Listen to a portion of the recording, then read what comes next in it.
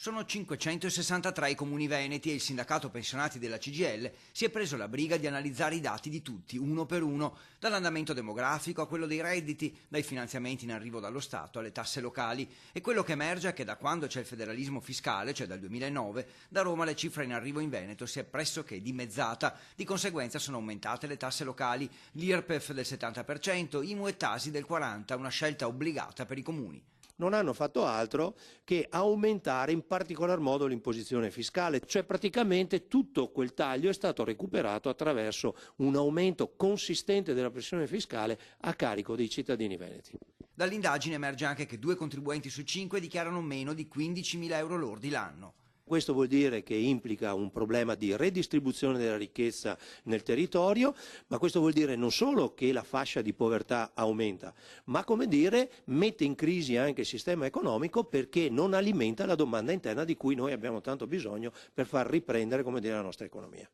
Intanto la popolazione veneta è sempre più anziana, gli ultra 65 anni sono aumentati dell'11%, chi ha più di 80 anni addirittura del 15%, questo significa che deve essere la politica a proteggere le esigenze e i bisogni degli anziani.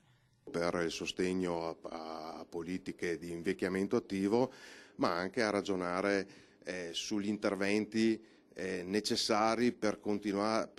garantire i servizi socioassistenziali, sociosanitari e assistenziali necessari. Venezia in questo quadro non si discosta dal resto del Veneto e spesso i sindaci non considerano i sindacati come interlocutore utile e fondamentale per fare in anticipo le scelte e individuare le priorità giuste per garantire un equilibrio sociale. Anche a Venezia registriamo complessivamente una difficoltà ad essere riconosciuti come rappresentanza sindacale, come rappresentanza sociale, come un soggetto importante di un confronto negoziale che deve essere preventivo rispetto alle scelte di bilancio, alle scelte economiche.